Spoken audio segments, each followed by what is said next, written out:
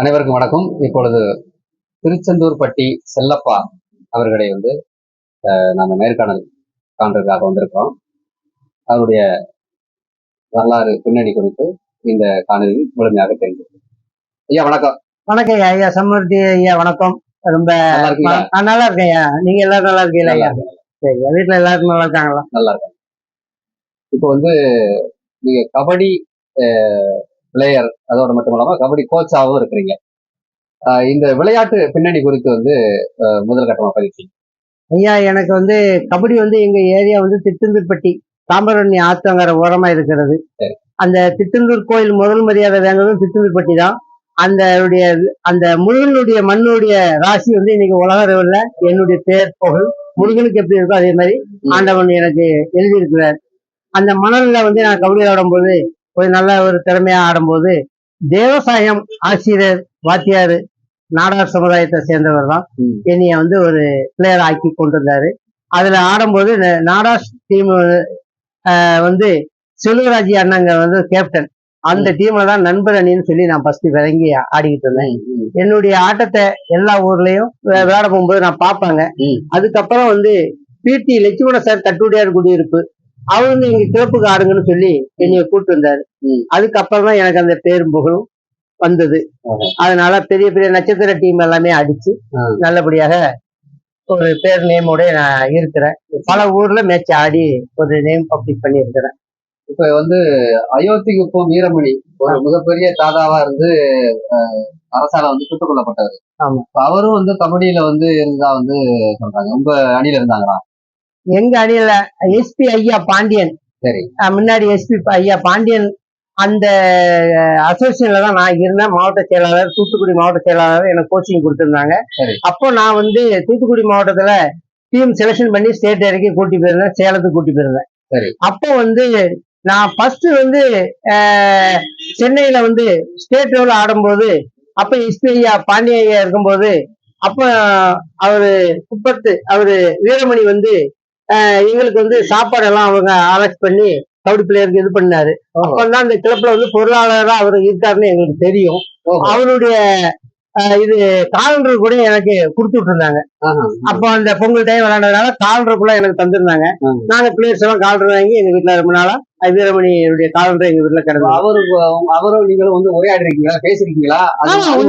ஒண்ணு உட்காந்து பேசியிருக்கிறோம். அது இது பண்ணி நல்லா சாப்பிட்டேலாப்பா, நல்லா விளையாடுங்க அப்படின்னு சொல்லி எங்களுக்கு நல்ல ஒரு ஊக்கத்தை உண்டு பண்ணிட்டு போனாரு.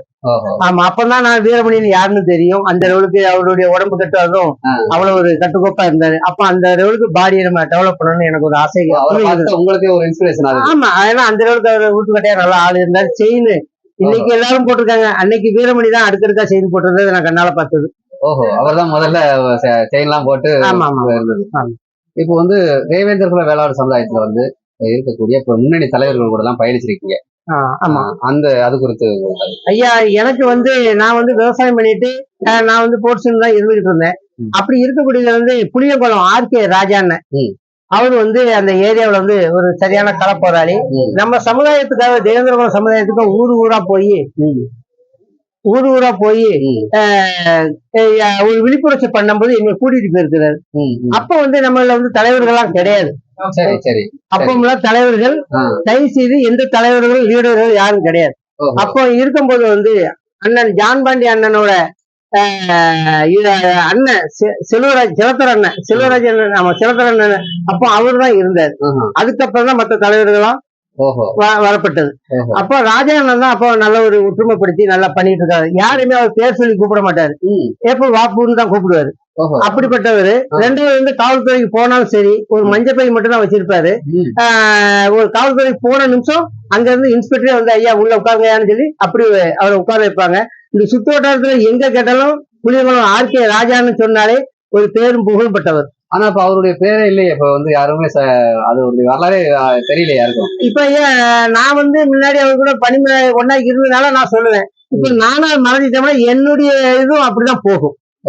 அதனால நம்ம ஊடகத்துல என்ன சொல்லணும்னா, நம்ம சமுதாயத்துல பல இயக்கங்கள் ஆகியிருக்காங்க, பல லீடர் ஆகியிருக்காங்க, பல தலைவர்கள் இருக்கிறாங்க.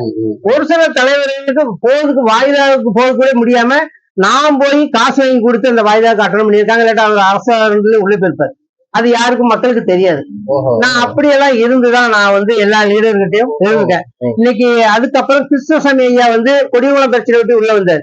அவரையும் பப்ளிக்க கொண்டு வந்து ஆர்.கே. ராஜா அண்ணன் வந்து கொடிகுளத்துல இருந்து அவர் வந்துட்டு போனதுக்கு அப்புறம் கூப்பிட்டு வந்து சேதிநல்லூர்ல முதல் மீட்டிங் கிருஷ்ணசாமியை போட்டு பப்ளிக் பண்ணதும் ஆர்.கே. ராஜா தான். ஓஹோ, அவர் தான் வெளியே கொண்டு வராரு. வெளியே கொண்டு வந்து பப்ளிக் பண்ண. ரெண்டாவது பசுமை பாண்டியனுக்கு ஆர்.கே. ராஜாவுக்கு எல்லாம் பழக்கம் உண்டு. அப்ப அவங்க எல்லாம் ஒன்னாதான் செஞ்சுட்டு இருந்தோம். நாங்க வந்து என்னன்னா வன்முறை நமக்கு தேவையில்லை. நம்ம பிள்ளைகளுக்கு வந்து கல்வி கலாச்சாரம் நம்ம கத்துக் கொடுக்கணும். ஆர்.கே. ராஜான்னா அதைத்தான் சொல்லுவார். வம்புக்கே போக கூடாதுன்னு சொல்லுவார். நம்ம திறமையா கத்து நம்ம மேல 10 பேர் நம்ம பார்த்து கை தட்டணும், அந்த அளவுக்கு நம்ம படிச்சு வெளியூர்ல தான் ஆர்.கே. ராஜா வந்து எனக்கு கத்துக் கொடுத்தது.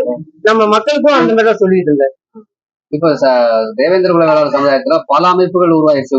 இப்போ சொல்ல போனா வந்து 150 200 ஏக்கங்கள் இருக்கு. அந்த 200 ஏக்கமும் ஒன்போல ஒற்றுமையா கிடையாது. அந்த கோழிக்காக கட்டிட்டு போனா சாக்குல இருந்து கீழே விழுந்தா செதறி கிடக்கும்ல, அப்படிதான் அந்த ஏக்கங்கள் இருக்கு. என்ன காரணம் நினைக்கிறீங்க? ஒவ்வொருத்துக்கும் ஈகோ பிரச்சனை. ஈகோ, இவர் சொல்லி நம்ம போவையா, நம்ம சொல்லி இவர் போயான்னு சொல்லி அந்த ஈகோ பிரச்சனை இருக்காங்க. கண்டிப்பா அதை தவிர்க்கணும். அதுக்கப்புறம் எனக்கு இந்த சமுதாயமே வேண்டாம்னு சொல்லி நான் வந்து என்னுடைய இதுலதான் இருந்தேன். தற்சமே எனக்கு ஒரு தோட்டம் வந்து ஐயா இமானுவேல் சேரனுடைய வாரிசர் ரமேஷ் தேந்திரன் திடீர்னு போன் பண்ணி வந்ததும் மீண்டும் அந்த களத்துக்குள்ள இறங்கி நம்ம மக்களுக்காக குரல் கொடுக்கணும்னு சொல்லி இன்னைக்கு ரமேஷ் தேந்திரன் கூட இன்னைக்கு மாநில ஒருங்கிணைப்பு கூட்டு பொறுப்புல என்னை போட்டு இன்னைக்கு ஊரா கொடியேற்றி ரமேஷ் தேந்திரன் அந்த வழியில வார. என்ன அமைப்பு பேர் வழியா இப்ப வந்து நாங்க வந்து இப்ப தற்சமே வந்து ஒரு பேர் என்ன பேர் வச்சுக்கோம், கல்வி கலாச்சாரம் நம்மளுடைய பண்பாட்டு இதை மீட்டு எடுக்கணும் அப்படின்னு சொல்லிதான் ஐயா அந்த தளத்தை வச்சிருக்கிறாரு. பரமக்குடி 75ன்னு சொல்லிதான் அந்த இது வச்சிருக்கிறோம். 75 தான் இந்த இயக்கம் வச்சு வரோம். அவரு வந்து இப்ப எந்த இடத்துல கேட்காம எங்க நியூஸ் கிடைச்சாலும் உடனே போய் அவர் குரல் கொடுக்கிறாரு. ஒரு சில சம்பவத்துக்கு நேரடியா வராரு. ஏன்னா நாங்க விளம்பரம் ஒண்ணு படுத்தல, நாங்க விளம்பரப்படுத்துறதுக்கு ஆசைப்படல.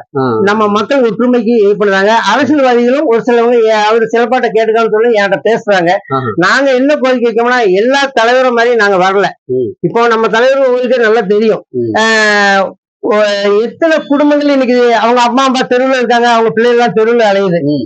நிறைய தலைவர்கிட்ட போய் நிறைய தலையில் போனதுதான் மிச்சம். இன்னைக்கு வந்து நம்ம எல்லாம் தமிழ்குடி மக்களா தான் வாழணும். வன்முறை நமக்கு தேவையில்லை. ஒரு சிலவங்க பணத்தை கொடுத்து அரசியல் நடத்துறதுக்காக கட்சிக்காரங்க பார்க்க இந்த சமுதாயம் சீரழிஞ்சு கிடக்கிறது. இதை ஒற்றுமைப்படுத்தணும். நம்ம அதுதான் என்னுடைய இயக்கம். ஐயா ரமேஷ் சேந்திரன் இமானுவேல் ஐயா பேரர்கள் அந்த வழியில தான் வார. அன்னைக்கு பார்வர்ட் பிளாக் கட்சியில வந்து மாவட்ட செயலாளர் அது சித்தப்பா தான் இருந்திருக்காரு, சொராஜி. ஓஹோ, இமானுவேலுடைய சித்தப்பா. சித்தப்பா மாவட்ட செயலாளர் பார்வர்ட் பிளாக் கட்சியில இருந்திருக்காரு. அப்போ அவங்க அவ்வளவு ஒற்றுமையா தான் இருந்திருக்காங்க. இந்த அரசியல் தான் நம்மளை பிரிச்சு விட்டு நம்மள பிரச்சனையை உண்டு பண்ணிட்டு இன்னைக்கு தலைவர் வரதுக்கு முன்னாடி இத்தனை தலைவர் முளைக்கிறதுக்கு முன்னாடி அவங்க ஃபேமிலி ஃபுல்லாமே நம்ம சமுதாயத்துக்காக உழைச்சி வந்திருக்கிறாங்க. இன்னைக்கு உழைச்சிட்டு இருக்காங்க. அது பப்ளிக்ல யாரும் பண்ணல, அவங்க விளம்பரத்தையும் தேடல. அவங்க ஆட்சி வந்திருக்கிறாங்க. திருநெல்வேலியில வந்து நம்ம மக்கள் ஒற்றுமையா இருக்கணும், என் பிள்ளை போனாலும் பரவாயில்லன்னு சொல்லி அந்த அம்மா பண்ணியிருக்காங்க. அதுக்கப்புறம் இமானுவேல் ஒய்ஃப் வந்திருக்கிறாங்க. இங்க வந்து தலைமைக்காக எங்க எந்த டேட்ல வந்தாங்கன்னு சொல்லி எங்களோட ஆதாரம் இருக்கு. அவங்க வந்து ஒற்றுமைப்படுத்திட்டு தான் பேருந்துல போயிருக்காங்க. அதுக்கப்புறம் ரமேஷ் தேவர்கள் இப்போ அவங்க ஃபேமிலி எல்லா குடும்பமே நம்ம மக்களுக்காக இறங்குறாங்க. இப்போ வந்து நான் என்ன சொல்றேன்னா, நீங்க யாருக்கும் செப்பு தூக்குங்க, நம்ம சமுதாயத்துக்கு ஒற்றுமையா வாங்க. ஒண்ணு. ரெண்டாவது என்னன்னா, ஒரு டிரான்ஸ்போர்ட்ல அடிச்ச காக்காவுக்கு கூட இருக்க ஒற்றுமை நம்ம கிட்ட கிடையாது. போல கூடுது. அந்த தெருவுக்கு போனா இந்த காக்கா கொத்தும், இந்த தெருவுக்கு போனா இந்த காக்கா கொத்தும். அந்த டிரான்ஸ்போர்ட்ல அடிச்சு விழுந்து இருக்கும்போது அந்த காக்கா கிட்ட இருக்க ஒற்றுமை நம்ம தேவேந்திர குல மக்கள்கிட்ட தயவு செய்து இல்ல. இதை நான் எதிர்பார்த்துதான் ஐயா வந்து எனக்கு ஒரு நல்ல வழி சொன்னதுனாலதான் இப்ப ஐயா கூட நான் பணி செஞ்சு நல்லபடியா வந்துகிட்டு இருக்கேன். நம்ம சமுதாய பிள்ளைகள் தயவு செய்தி போதை கண்டிப்பா தேவையில்லை. கண்டிப்பா படிச்சு அரசு வேலைக்கு தான் போகணும், அரசு மது கடைக்கு போக வேண்டாம். இந்த போதை வந்து நம்ம தேவேந்திர மக்கள் மூளை புள்ளா செதறடிக்கு, தமிழ் குடி மக்கள் மூளை புள்ள செதறடிக்கு. ஓப்பன சொல்றது தேவேந்திரன் சொல்லலாம், தமிழ்குடி மக்கள் மூளை புள்ள செதறடிக்கு. அது சொல்ல போனா நீங்க ஜெயில் கட்டி வச்சிருக்க நம்ம 2 சமுதாயத்தை தான் கட்டி வச்சிருக்காங்க. கிராம ஜெயில இருக்காப்லையா? கிடையாது. இன்னைக்கு வந்து பிள்ளைகள் ஜெயில கிடக்காங்களா? கிடையாது. இன்னைக்கு வந்து மத்த அனைத்து சமுதாயத்திலும் நீங்க எடுத்துப்பாங்க, இந்த 2 சமுதாயம் தான் வம்பா போயிட்டு இருக்கு. இதை கண்டிப்பாக இந்த இந்திர வெளியில நம்ம வம்புக்கு போகாம ஒற்றுமைப்படுத்தி கொண்டு வரணும். இதுக்கு பின்னாடி இருந்து இதுக்கு பின்னாடி இருந்து ஏதோ ஒரு அரசியல்வாதி பணம் இந்த ஒரு சிக்கன் பிரியாணிக்கும் ஒரு கோட்டருக்கும் ஒரு 1000 ரூபாய் காசுக்காக நம்ம மக்கள் போட்டுட்டு இன்னைக்கு முடிக்கிறாங்க. இன்னைக்கு மதுரை ஏறட்டாமல நம்ம தேவேந்திர மக்கள் தான் இன்னைக்கு இடம்புலா கொடுத்துருக்காங்க. ரெண்டாவது ஆக்கிரமிப்பு பண்ணுறாங்க. என்னன்னா நான் ஒரு அரசுக்கு ஒரு வேண்டுகோள் வைக்கிறேன். எப்படின்னா குளங்குட்ட வெட்டி கஷ்டப்பட்டு அந்த நம்ம முப்பாட்டன் கொண்டு வந்தத அதுலதான் ஏறப்படையில உள்ள கொண்டு மண்ணை மூடி விடணும். ஏன்னா பிள்ளைங்க தண்ணி குடிக்க போதா எவ்வளவு காலி இடம் கிடக்கு, அந்த இடத்துல ஏறட்டாம அமைக்கலாம். விவசாயத்தை அழிச்சுதான் இவங்க வைக்கிறாங்க. காங்கிரஸ் பீரியட்ல நல்லா புரிஞ்சுக்கணும். காங்கிரஸ் பீரியட்ல வந்து நீர்த்தொழியை வச்சு விவசாயத்தை ஃபுல்லா அழிக்கிறாங்க. ராமநாட்டை பிடிச்சி திருநெல்வேலியை பிடிச்சி கரையாடி மற்ற ஸ்டேட்ல எங்கேயும் நீர்த்தொழில் அழிச்சிருக்காங்களா? அதே இந்தியா தானே. இந்தியாவில மொத்தம் எல்லா ஸ்டேட்லயும் வைக்கலாம்ல. அப்ப டோட்டல் இந்த விவசாயத்தை ஃபுல்லா அழிக்கணும்னு சொல்லி காங்கிரஸ் பண்ணிருக்கு. இப்ப நானும் பல முறை வந்து கோட்டர் பாட்டில் தைசீல் போடாதங்க, பிளாஸ்டிக் பாட்டில போடுங்கன்னு நானும் வாக்குறுதி கொடுக்குறேன். இந்த பாட்டில் கிடக்கிறதுனால வேக்காட்டுல யாரும் களை எடுக்க வர மாட்டேங்காங்க, நட வர மாட்டேங்காங்க. கடவுளோட வயல ஃபுல்லா பீங்கா நொறி கிடக்கு. குளம், ஆறு, கீழு எல்லா பக்கமும் இந்த பீங்கா இருக்கு. பாண்டிச்சேரியில பிளாஸ்டிக் பாட்டில் போட்டிருக்காங்க. ஆர்லிஸ் பிளாஸ்டிக்ல வருது, பால் பாக்கெட் பிளாஸ்டிக்ல வருது.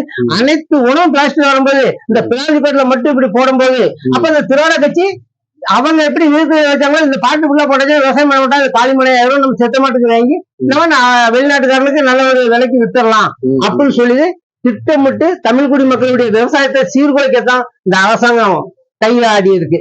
இதை கண்டிப்பா கைவிடணும். ரெண்டாவது ஏகப்பட்ட பில்டிங் வந்து அரசு பில்டிங் வந்து வாடகையில தான் ஓடுது.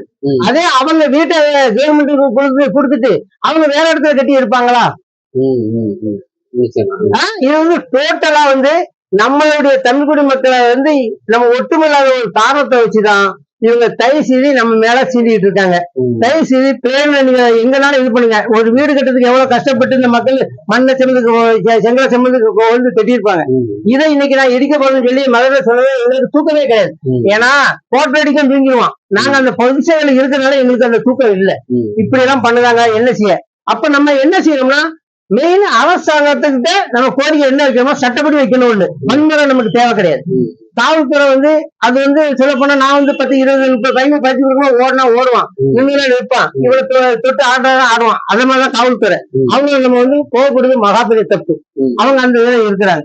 ரெண்டாவது நம்ம செய்யக்கூடியது ஒரே என்னன்னா நம்மகிட்ட வந்து ஒற்றுமையை கண்டிப்பாக செயல்படுத்தணும். ஒற்றுமையில ஒரு காரணத்துல நம்ம வந்து இன்னைக்கு சன்னா பண்ணாம செதறி கிடக்குறோம். எந்த தலைவர்களும் உங்களுக்கு ஈவே இல்லாம 2 3 லீடரா இருந்தாலும் இந்த 3 லீடருக்கும் தேவேந்திர மக்கள் தான் கொடி பிடிக்காங்க. நீங்க 3 பேர் ஒற்றுமை இருந்தா இந்த பிரச்சனை இவ்வளவு வந்திருக்காது. தயவுசெய்து இந்த ஒற்றுமைக்கு தான் ஐயா ரமேஷ் சந்திரன் ஒன்னா போய் இறங்கி மக்கள்கிட்ட பேசி வந்துட்டு இருக்காங்க. இன்னைக்கு நாங்கள் தேனிக்கு போயிருக்கிறோம். இன்னைக்கு எல்லா மாவட்டத்துக்கும் வெளியே போயிருக்கிறோம். நாங்க வந்து விளம்பரம் படுத்தாமே நாங்க பண்ணி வரோம். விரைவில் அரசியல்ல வந்து கையாடுனா தான் நம்ம சமுதாயம் நல்லபடியா வர முடியும். நம்மளுடைய வெள்ளாம விவசாயத்தை நம்ம காப்பாற்ற முடியும். மற்ற இயக்கங்கள் வந்து இப்ப நிறைய நீங்களே சொன்னீங்க, 200க்கும் மேற்பட்ட இயக்கங்கள் இருக்கு. ஆமா. அந்த இயக்கங்களுக்கு வந்து என்ன சொல்ல வரீங்க? அந்த இயக்கத்துக்கு வந்து நான் என்ன சொல்லுவேன்னா, நீ இயக்க வழி ஒண்ணும் இல்ல, உனக்கு வீட்டு ஓட்டே உள்ளது. அப்படி இயக்கம்தான் நீங்க வச்சிருக்கீங்க. 10 பையனுக்கு தண்ணியை கொடுத்தா நீங்க கூட்டு போறீங்க. நீங்க தண்ணி கொடுக்கணும் ஒரு இயக்கத்துக்கு பின்னாடி ஆள் கிடையாது. நல்லா புரிஞ்சுக்காங்க. நீங்க வந்து உங்க வீட்டு ஓட்டே உங்களுக்கு உள்ளதுக்கு கஷ்டம். அவங்க என்ன சொல்லுவாங்க, வீட்டு மணி வேலை வெட்டி இல்லாம நீ ஏன் கூட அலையுதுன்னு சொல்லி அந்த கோலத்தை கூட நம்ம வீட்டு ஓட்டு போடாது. அப்படிப்பட்ட இயக்கமா தான் எல்லா இயக்கமும் இருக்கு. 10 பையங்களுக்கு தனியா வாங்கி கொடுத்து இவங்க கூட்டிட்டு அலையுதாங்க. இந்த 10 பையங்க வந்து நான் தனியா வாங்கி கொடுத்தா ஏன் முன்னாடி வந்துருவாங்க. இதை டோட்டலா இந்த 10 இந்த 130, 40 இயக்கமும் ஒன்னா சேர்ந்து ஒரு பிரச்சனைனா ஒற்றுமையா இருந்து குரல் கொடுங்க. இதான் என்னுடைய வேண்டுகோள். என் வயசு வந்து இன்னைக்கு தாண்டி போய்கிட்டு இருக்கு. இல்லைன்னா நம்ம மக்களுக்காக கடைசி வரைக்கும் விடும். ஒரு ஹைவேல ஒரு மரம் நிற்கு சரியான வெயில் அடிக்கி, அப்ப என்ன செய்வோம், பட்டை மரத்துல போய் நிற்க மாட்டோம், பச்சை மரத்துல நிற்போம். அதை மாதிரிதான் நான் மக்களுக்காக குரல் கொடுத்து வந்துகிட்டு இருக்கிறேன். என் மூச்சு இருக்கிற வரைக்கும் நம்ம தேவேந்திர மக்களுக்கு தமிழ் குடி மக்களுக்கு கண்டிப்பா குரல் இருக்கும். வன்முறைக்கு போகாத. என்கிட்ட வந்து கவலையாடுதாங்க அனைத்து சமுதாய மக்களும் இருக்கிறாங்க. பார்க்கோடே இருக்காது. 2 கண்ணு எப்படியோ அந்த மாதிரிதான் நான் நினைச்சு இந்த பையங்களுக்கு பயிற்சி கொடுக்குறேன். என்கிட்ட வேங்க ஸ்டேட் ஆடின பையங்க போல சொல்லுவாங்க மாற்று சமுதாயம் இருக்காங்க. அது போகையும் பொது சேவை நான் பண்ணியிருக்கேன். கஷ்டப்பட்டவங்களுக்கு நான் முன்னாடி இருக்கும்போது லைசன்ஸ் எல்லாம் எடுக்க முடியாது. இன்னைக்கு 3 பேர் கேடிசிலே ஓடுறாங்க. என் வீட்டு மாவட்ட கூட ஒருத்தர் இருக்காங்க, நீங்க சிறப்பான ஒய்ஃபு, எனக்கு அவர் தான் லைசன்ஸே எடுத்திருந்தாரு. அப்பெல்லாம் நான் பொது சேவை செஞ்சிருக்கேன். நான் டீ கடை வச்சிருக்கிறேன். நான் 20 வருஷமா அந்த இடத்துல கடை வச்சிருக்கிறேன். என் கடைக்கு வந்து ஒரு திருப்பி திருச்செந்தூர் வந்து காலோட வந்து இறங்கினாங்க. நான் இப்பவும் குறை சொன்ன தப்பா நினைக்காங்க. நம்ம ஊன விட்டவங்க பைக்கு சைக்கிள்ல அழிச்சு வந்தாங்கன்னா அவங்ககிட்ட நான் காசு வாங்க மாட்டேன். ரூபா அவங்க கிட்ட மட்டும் அப்படி கட்டாயப்படுத்தி தான் ரூபா வாங்குவேன். அதே மாதிரி குழந்தைகள் அவங்க பால் கேட்டாலும் கண்டிப்பா நான் அது காசு வாங்க மாட்டேன். அப்படி எனக்கு ஒரு வாக்குவாதம் கூட வந்துச்சு. ஐயா நாங்க இவ்வளவு கார்ல வந்திருக்கோம், நான் பிள்ளைக்கு ஓசி வாங்கி கொடுக்காது, நீங்க எங்க போயிட்டு வரேன்னு கேட்டேன். திருச்செந்தூர் போயிட்டு வரேன். குழந்தையும் தெய்வம் ஒண்ணுங்க நீங்க கும்பிடுறீங்க, நான் அதை தெய்வமா மதிச்சு நான் தெய்வத்துக்கு பால் கொடுக்குறேன் அப்படின்னு சொல்லி அவங்கள முடிச்சிருக்கேன் வச்சிருக்கிறேன்.